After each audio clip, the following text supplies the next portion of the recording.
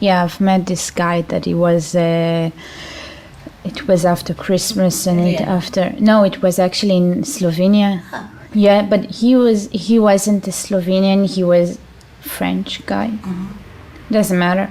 But we had a discussion. We didn't have a discussion. He just heard that I'm from Israel, and he was saying to me, "I have things to talk with you." And I told him, "Okay, yes."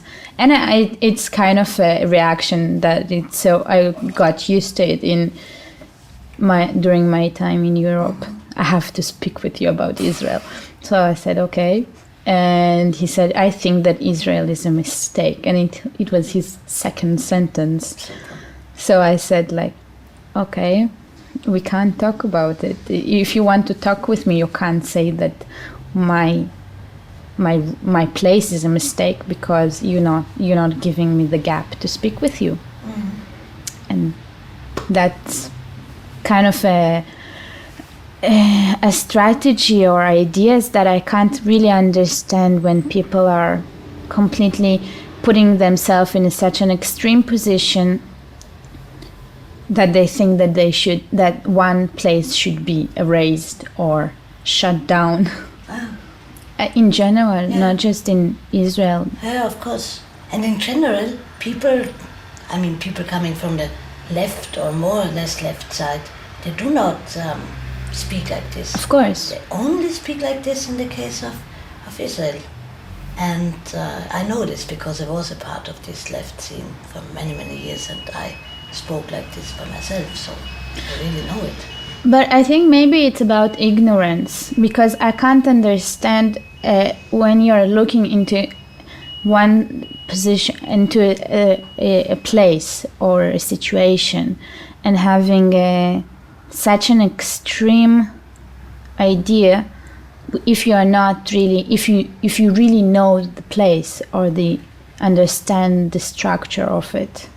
Because if you're saying something, because you don't have a solution, which is just one sentence. It's true. Yeah.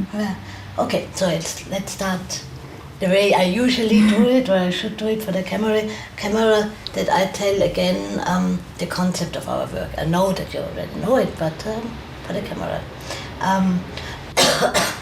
We will make 12 interviews with different people, different voices from this place. Yeah, and now I will be quiet and ask you to maybe introduce yourself, to say who you are, where you live, where your parents come from. Well, it's a long story, but I will. You can do it in a long way or in a short way. Okay, so Ruslana, living in Rehovot, which is a small place next to Tel Aviv. Originally from Russia, Siberia, with Ukraine roots, and my parents living in the settlements in Ariel, the biggest settlement city, and next to Shechem, actually. And I'm an artist, and that's the shirt. That's the short one. And were you born here? No, I was born in Russia. I came to Israel when I was 7 years old. Oh, okay. So you remember? Yes, I remember Russia. And we came to a kibbutz. We spent the first 3 years in a kibbutz, and then we used to live in the north of Israel, next to Haifa, and then my parents moved to the center, to the first settlement that they moved on into, and then they moved to Ariel. And do you know where your parents came to Israel? Why? Yes, of course. We came to Israel in 1901. It was a bad bad situation in Russia, of course, a really panic situation in Russia because of the fall of the communist structure. and it was a part of a huge wave of people that came, the Russian people that came to Israel. My father became to be a Zionist, like I think that about 5 years before he started to be interested in this Zionist theory. And my mother was drugged to come to Israel. She wasn't really, she wasn't a Jew. She converted to Judaism afterwards. Okay. So it was, and they had a dilemma between going to United States or to Israel. And my father always was an ideological type. So he went to Israel. Because he became Zionist. Yes. But why? He wasn't before. No, but my father, he's a spiritual person in a way, in a philosophical level, you can say, that he was always interested about his spiritual identity, and he was searching it. And I think that ideological identity can be also spiritual many times, in a way that it fulfills who you are. So he found it as something that is defining him. And he had a really bad history in Ukraine. He was born in Ukraine and spent his early life in Ukraine, and it was a really racist place. So he knew what is anti-Semitism. Can you explain it? Give you an example. Well, it's classical. He was called the Jew, always. In the school, he was beaten up. So he became always. And then that's the reason why he went to Siberia, actually, out of Ukraine, to study in a place that is not such a racist place. And it worked? It was not such a racist? No, but still it was. I remember one of my early memories, it's that I was about 5 years old, and I remember my father bleeding from his nose because he was beaten up. Wow. And how did your parents explain what happened when you saw this? They said that in Russia it was an interesting situation because I never considered myself as a Jew because we weren't religious. But my parents always said to me, don't say that you are a Jew. Because it's safer not because to say it. it's risky to say it. You don't know to whom you're saying it. Maybe it's a person that can be violent or brutal to you. So that was like one of the first moments that I understood something about my identity because of what happened to my father. So I knew that being a Jew is a secret in a way, but nothing else about it. And then you came to Israel, and then? Yes.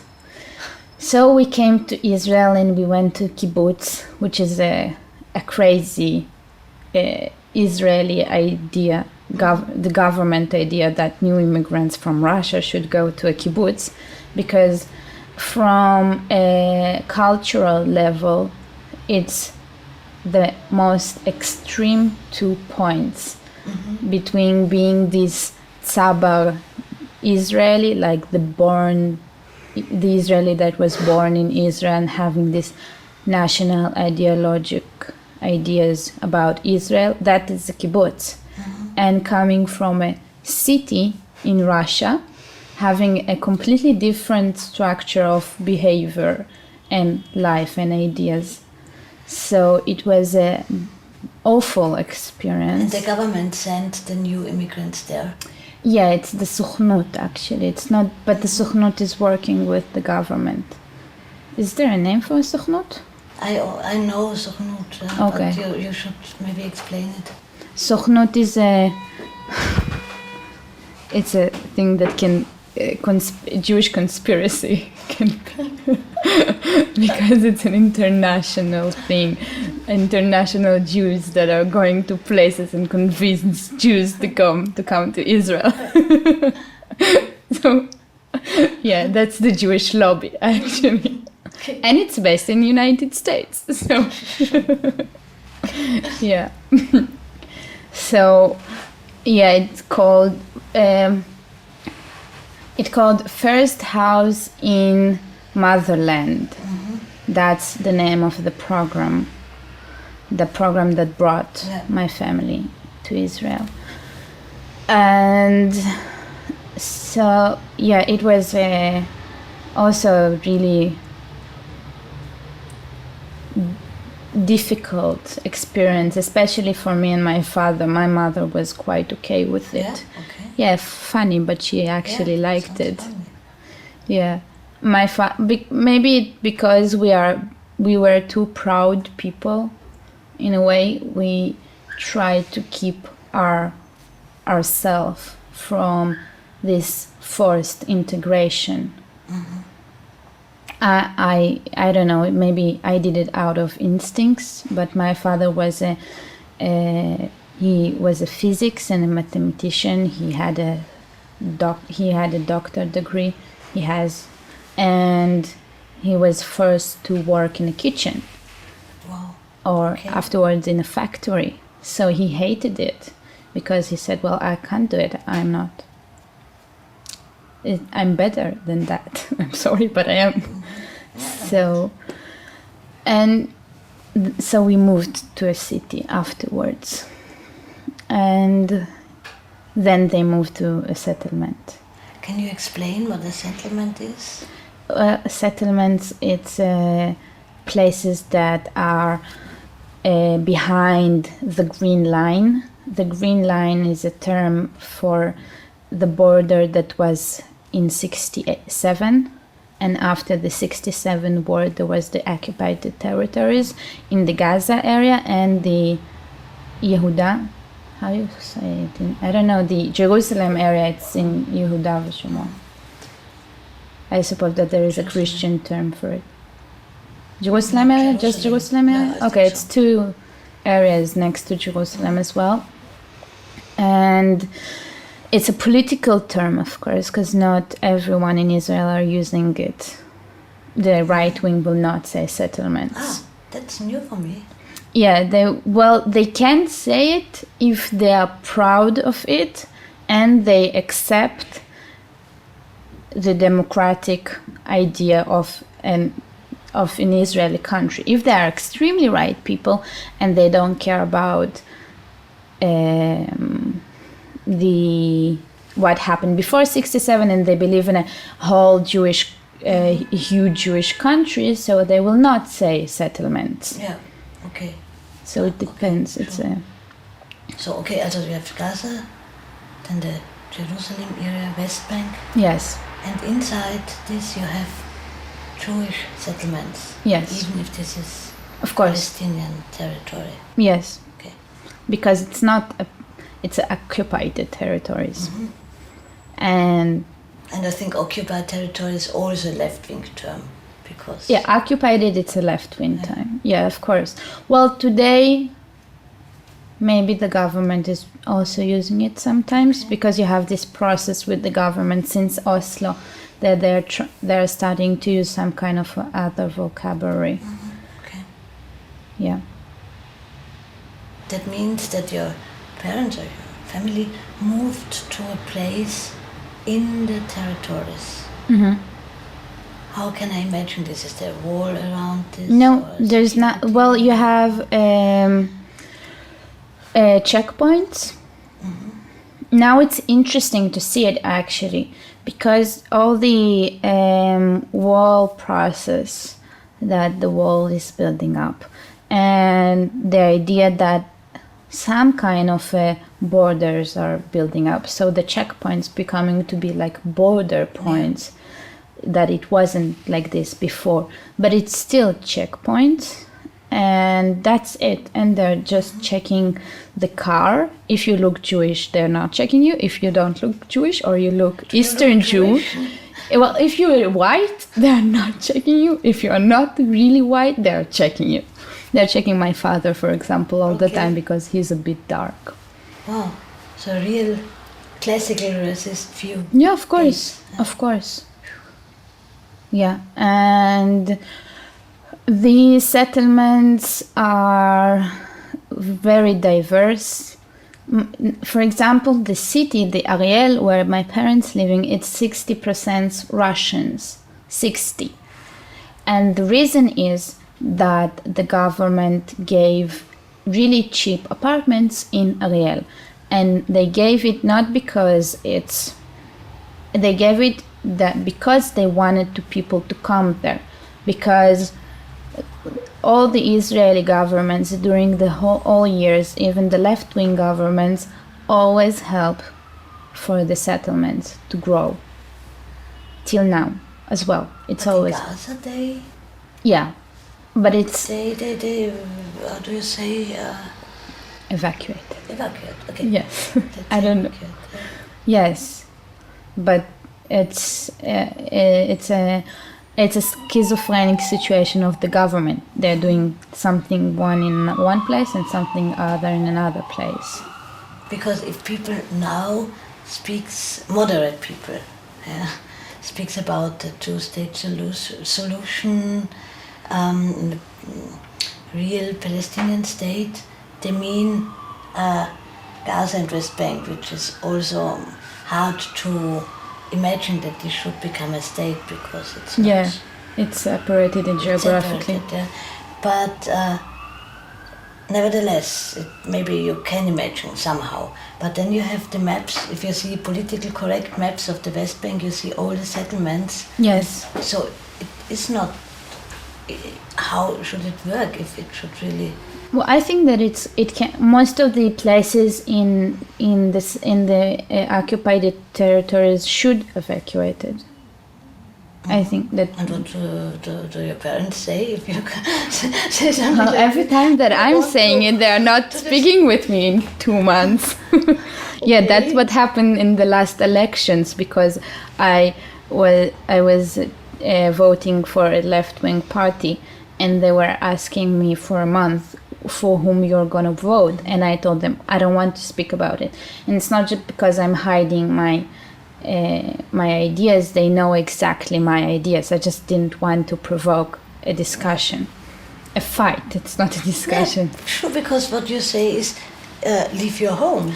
Yeah, but the thing is that, well, it's funny, but you can't evacuate Ariel, for example. It's too big. Okay. You can't do it practically. It will not work. And actually, the people from Gaza went to Ariel, which is very funny. But you have lots of people from Gaza now in Ariel. I've also heard that you have lots of people from Gaza that live in something like caravans. Yes, and, of course, still have today. no real place to Yeah. be, and youngsters they got into drugs and. Yeah. Well, that's why I was against this evacuation. You were? I was, because I thought that from the political point of view, it's a stupid idea that you're not speaking with the Palestine side, because it's not working if you're ignoring and just going. You have to speak about it. And it's not just a problem of territories. Territories is this. It's the main problem, but the problem that becomes to be, it's about water, for example, which is the second main problem. And because you don't have enough water, it's about investing money in education and in economics. It's about collaboration between the countries, and you can't just give up the territories and go, because it's not. No, it's your problem. Yes. And it's without a real political statement. It's saying we are not accepting the Palestinians. They don't really exist because we are not speaking with them, but we are living anyway. So that's one problem that was there. The second, and you didn't have a good left-wing opposition, because it's not a left-wing act. Just to go. Yeah. Because I think that you have lots of left wings in Israel, but the one that I think that are the important one, they're understanding that it's not an easy solution, and it's about discussions. It's always beginning and will end in discussion, with discussions. And And the second problem is that it was a huge, it hurt a really big a circle of a society, of an Israeli society, that it's a religious people, that most of the people that were in the Gaza settlements were religious, not So extreme, no, not extreme religious, politically radical, but you had also secular religious there, secular Jews as well. But you heard in a really extreme way these people without providing them a solution. And the solution, it's not just about building caravans. It's about like the opposite of a solution. Yes, it's about providing jobs. Yeah. Yeah. And new good schools, because those people had good life, although they were in an extremely risky situation, because it was a horrible situation. On each village there were 2 times soldiers. For each person there were 2 soldiers. It's crazy, at least. But those people had beautiful houses, private schools, not private but really good schools, and now they went and they don't have nothing, and they hate the country, they hate the government, they don't want to obey any rule now. And they are not bad people. They are part of this society. You can't also treat them like this. They have to, I don't know, one process wasn't there. Maybe it's a practical process of providing them all the stuff. And I think that it should be also like a guiding process of how they should psychologically work after this evacuation, because it's crazy. In a way, it is. Of course, it's to leave your house. Yeah. And how many generations left there? All the 3. What do you mean? Yeah. Oh, how many generations were living there? No, it started at 2 generations. Because I think it always makes a difference if you're born in somewhere or if you build up a house or a place for living when you're maybe 40. Yes, of course. No, it's a place that they believed that it would be their home. They acted it like it's their home. Yeah. But it's important to understand also that in Israel you have it's not an extreme situation like a one-time situation, because you had it with Sinai as well.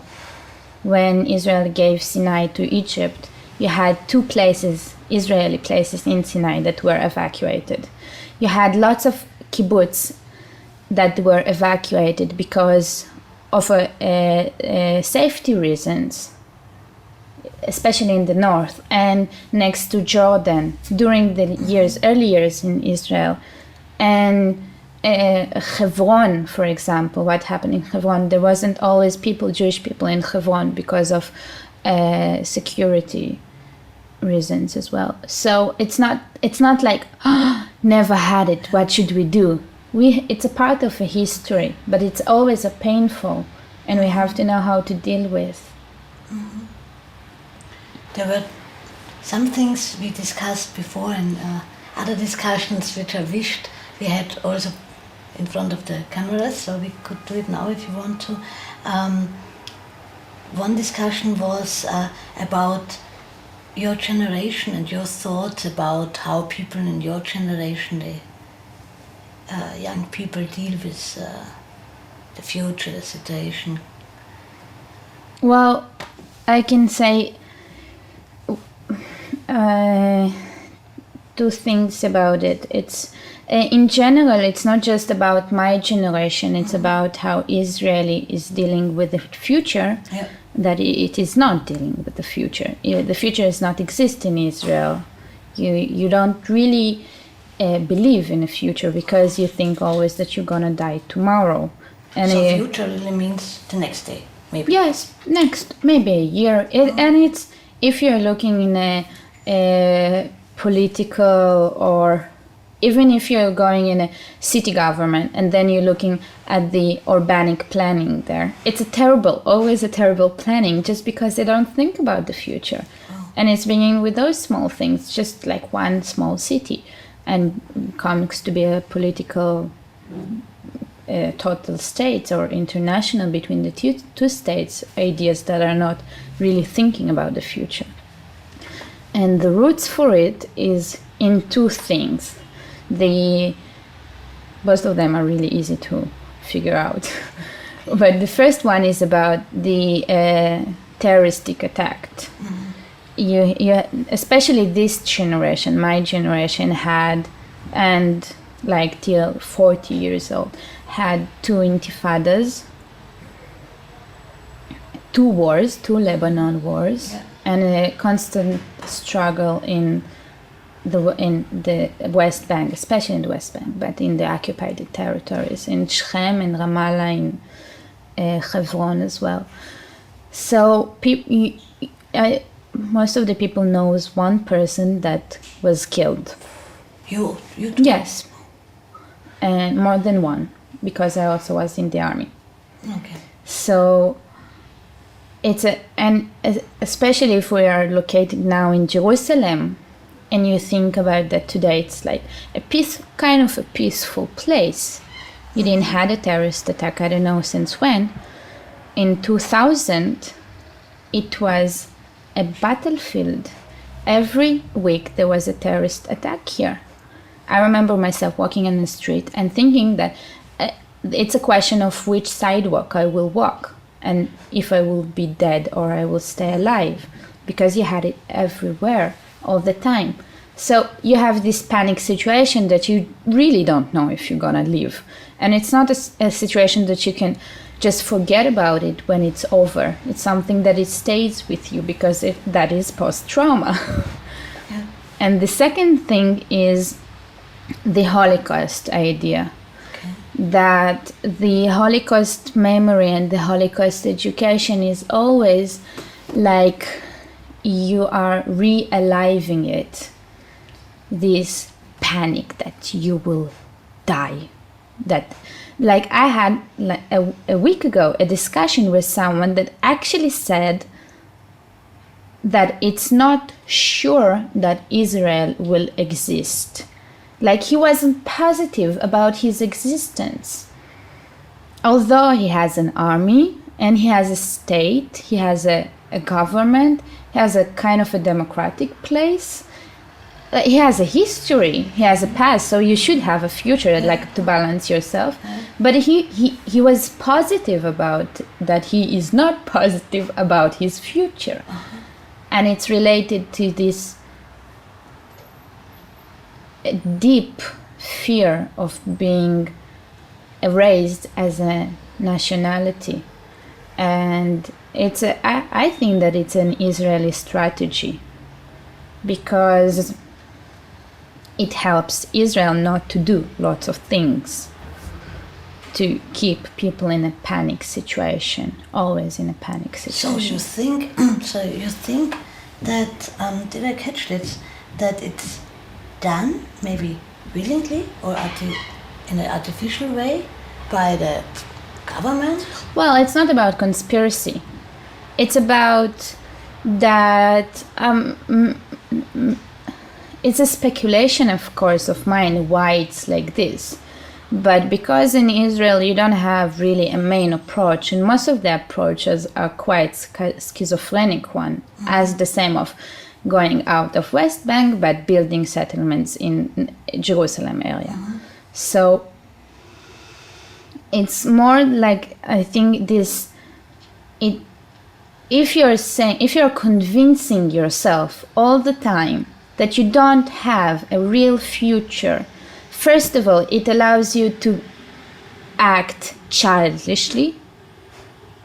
And second of all, it allows you not to act at all. No. And that's how Israel is acting today, childishly.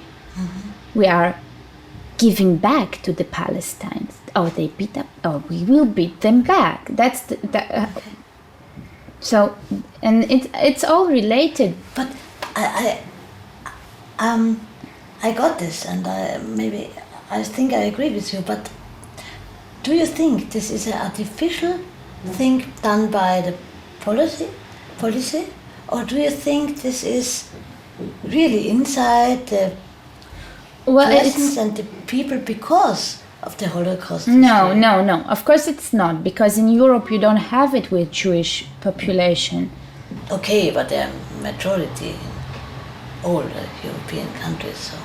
Yes, but well, it's about this Jewish identity, and the thing is that I think that it's combined. Like if you're looking at at the Holocaust education, for example, it's a weird education. It's a horror education. It's an education that you see skulls there, dead bodies all the time, and you see it in a really young age. I'm talking about 8. Mm-hmm. That's the age. It's an age that I think that it's the first horrifying experience that you have, and it is a structure that you're building of how you are relating yourself to your history, because you are defining yourself still related to Holocaust. Well, me, for example, I am defining myself. A Holocaust is it's an important point of my own personal identity. And as well because of that I was a part of. I came to here when I was 7, so I was a part of this education. Mm-hmm. But it's and you can see it in the government as well. For example, they are using these Holocaust terms, like you are a Nazi. This is a concentration camp. A Muslim, like someone that is not able to do anything, and he's gonna die anyway. So, yes. Yeah, I know. I think it's something like if this place were completely full of this history and all the sides use it. I can remember we were here during this Gaza Strip evacuation thing, and from the right wings there were posters, and they used this child from the Warsaw ghetto. Jews are not allowed to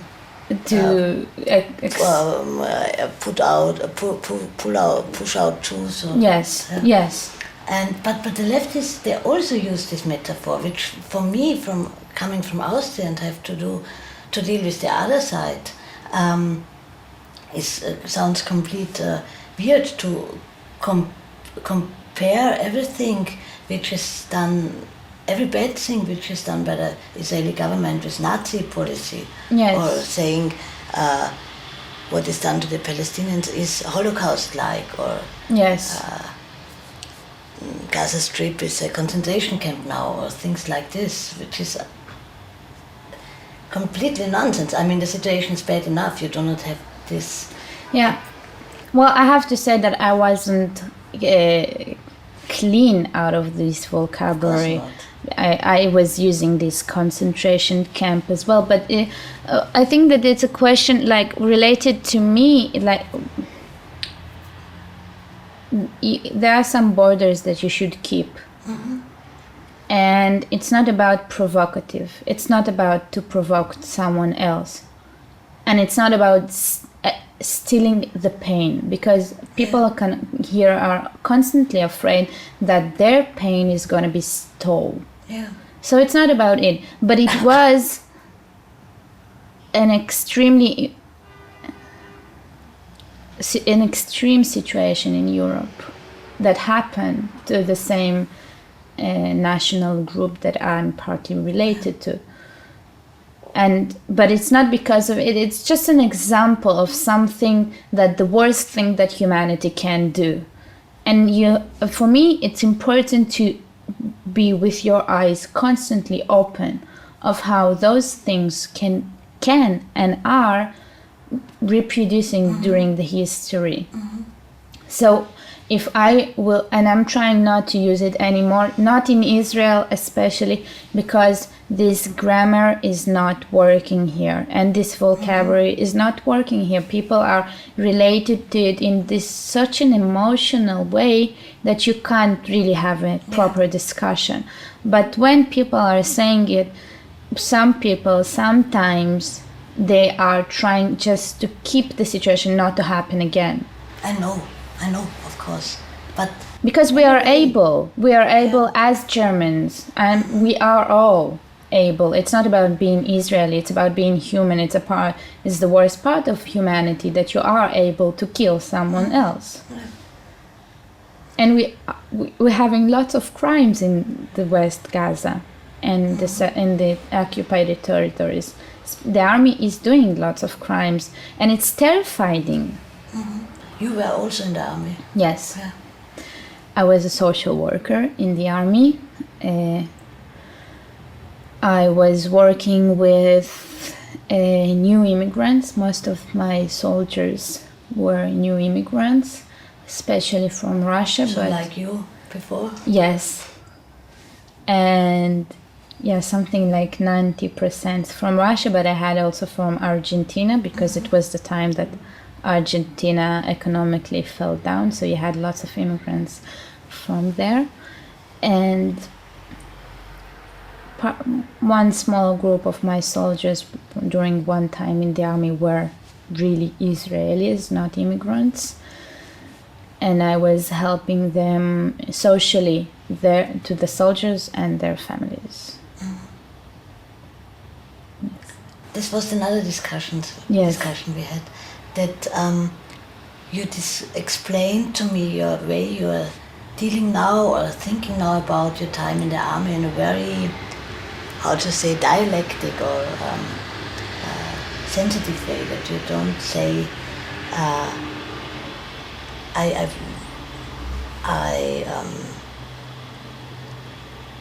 I preferred not to have this experience. You deal with it. Yes. Yeah. So maybe you can talk about this. Yeah. Well, for me it was a really hard and one of the bad experiences that I had during my life, but it was as well an important one, and it was an important in two levels for me.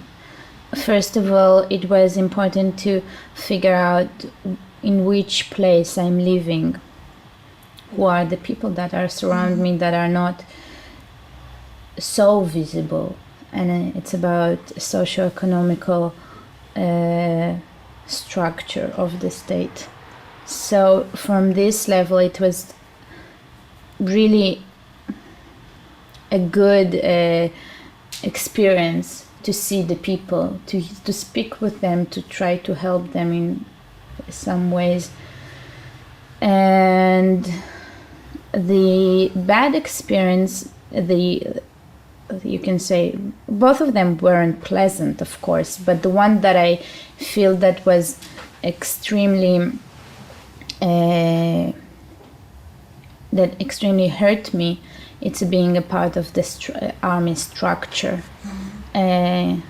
psychologically and independently, as a person, to put a uniform and to obey rules, and to be a part of a structure that is saying that is not political, but it is political, and not to accept it for the time, but then looking back and to see those small points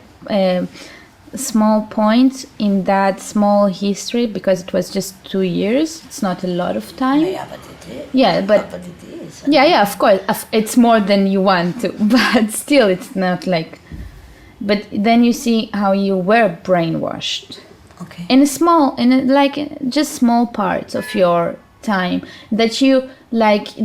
For example, there is a term in the army that they're constantly using. It calls the Arabic enemy. Arabic. And I hated this term because Arabic, it's not For example, it's not even a Palestine enemy. It's about the Israeli Arabs as well. It's about Christian Arabs. It's about Jewish Arabs as well. That's true. And I said that I try to fight it. It's not a structure that you can fight. The army, it's not something that you can fight against and change it. But it was really awful for me to hear it. But in one point, I remember that it was bad for me to hear it, but I wasn't so sensitive as I was before or after. And that's a small crack of your it's about being independent, free. I'm talking about mind independence. And that's a horrifying situation. You're really afraid of it. And that's one of the reasons that I think that people in Israel shouldn't be obligated to go to the army. They're so young. They're so young, and I'm not talking even at a political situation, which is horrible to put young guys with weapon and to tell them, if you think that you are in danger, shoot. That is the law. If you think that you are in danger, it's quite not really understandable sentence. How do Arabic Jews, or I think also Bedouins, have to go to the army or can go to the army? Bedouins can. They're not obligated to go to the army. Okay. Those are obligated to go to the army, because those were the only Arab people with Bedouins that surrendered during 48. Arab Muslims are not allowed to go to the army, even if they want to. You have rare cases of people that want to go to the army. Yeah, because the army is necessary. I mean, it's a main thing to create Israeliness. Yes. Identity, isn't it? No, but what I wanted to ask is, because you said it, how do Jews from Arab countries, Arab Jews or Druze deal with this, that they always speak about the Arab? Yeah, but today you don't have this. Just a second. Maybe it's not an important question. It just popped up in my mind. No, it's an important. It's an interesting question, because the Mizrahi identity is an interesting identity. It's an Ashkenaz country. Mapai built this country. You didn't have one Eastern Jew in Mapai. I'm sorry, you used now 3 terms. No one will understand also. Ashkenazi, Mizrahi, Mapai. Okay, so Ashkenaz, I'm used to this easy conversation. Ashkenaz is the Jews that came from Europe, the white Jews. Mizrahi are the Jews that came from Arabic countries, mainly from Arabic countries, that they are the dark Jews in Israel. And it's a racist terms that Mapai is the first party that built Israel and stayed there for 30 years in the Social Democrat. Yeah. Can be compared.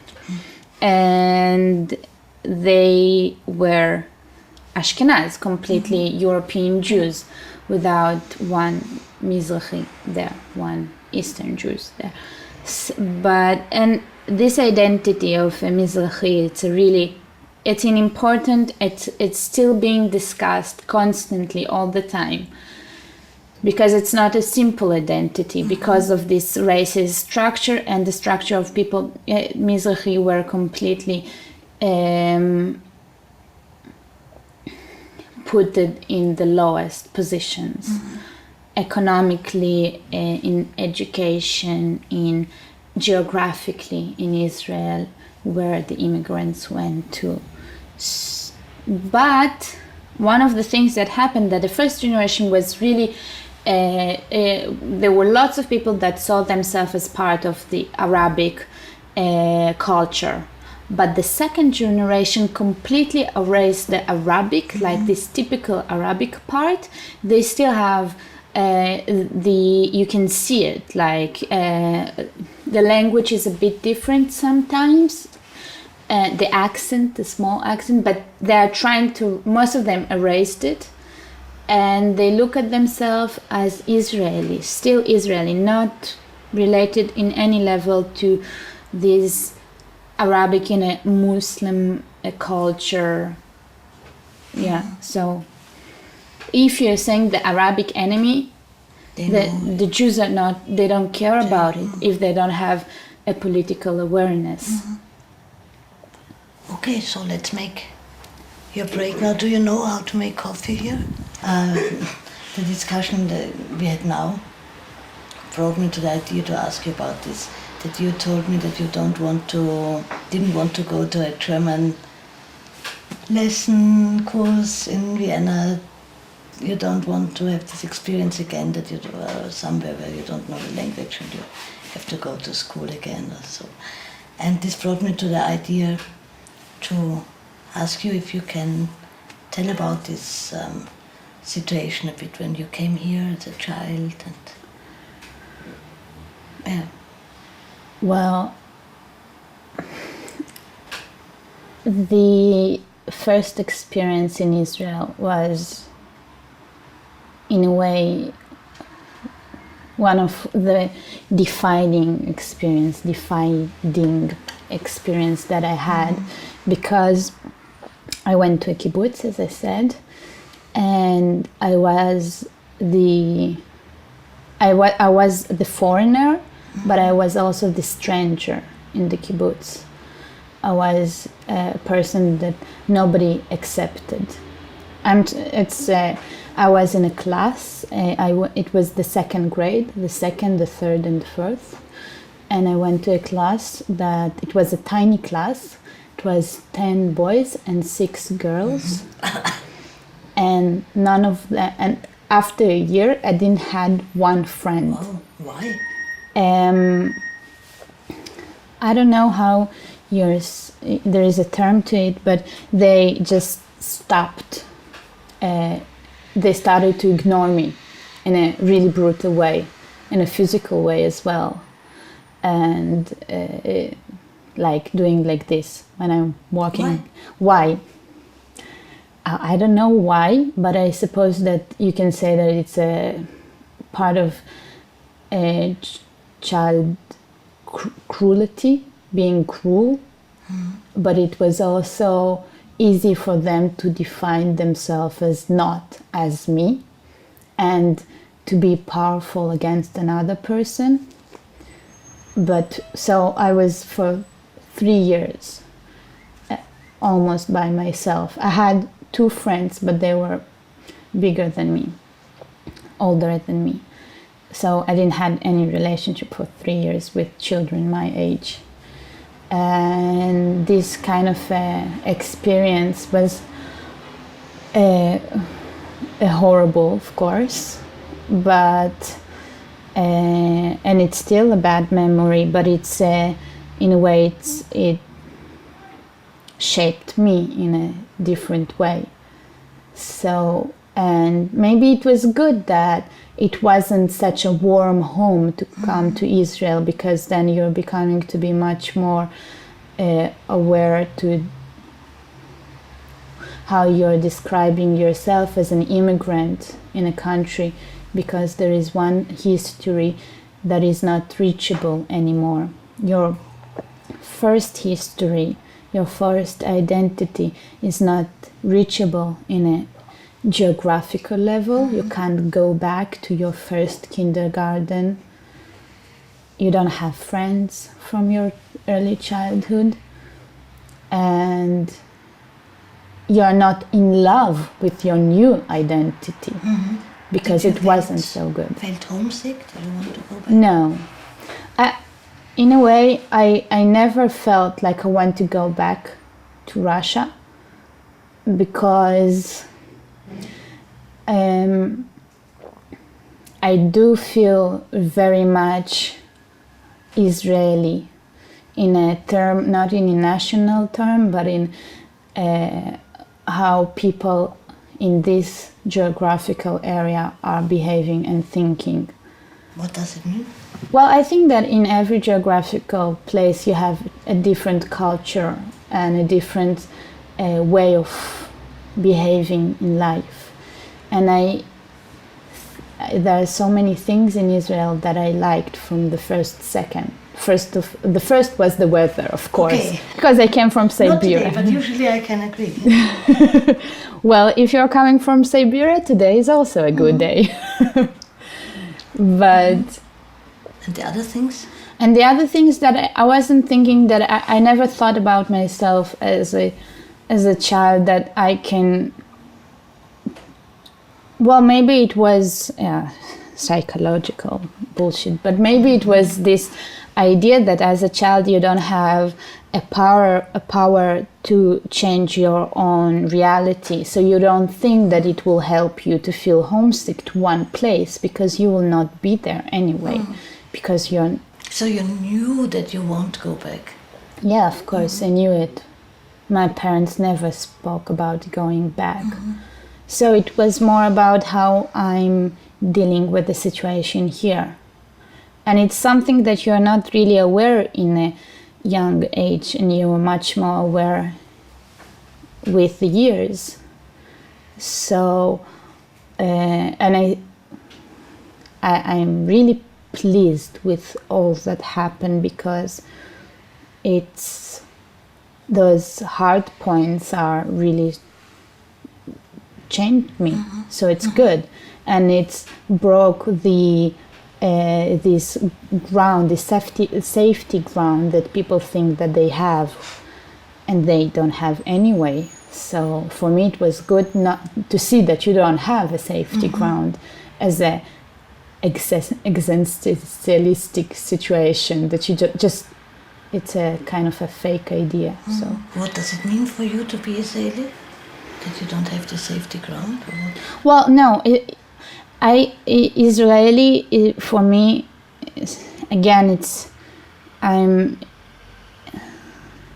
really against this national term, but it's I am an Israeli because of the people that surround me, and they are surrounding me in Israel, and they have the biggest influence on me here. So I am an Israeli, and I like Israeli culture, of course. So, and it's my the most intimate relationship that I have is with Israeli language, Hebrew language, and the Israeli culture. And Russian for me is not a mother language. So when I'm when I'm defining myself, I'm always saying that I'm an immigrant that came to Israel from Russia, and I don't have one identity that is based on a geographical place. You said before that you make the experience that a lot of people here have this no future feelings, or and that you and it sounded for me that you think it's yeah, you said it, that it's problematic to deal like this, Of course. behave like this. How comes that you feel different? Do you think? What do you think? What do you think about future? Because Well, it's about being optimistic. Maybe that's to think about the future is in Israel. It's an optimistic approach. I mean, it's not just realistic. So, of course, I am thinking about the future, but I don't have one future for Israel. I really can't say what will be with this place, There are so many forces that are working at the same time and one against each other or parallel to each other, not related to each other. So I don't know what's going to be the future, but I can say that I'm trying to influence the future, the present, and in this way, the future as well. Mm-hmm. That's my own approach to it. Mm-hmm. So, okay. We have Go ahead. 4 minutes left. I wanted to ask you about the generations. We talked about your grandmother.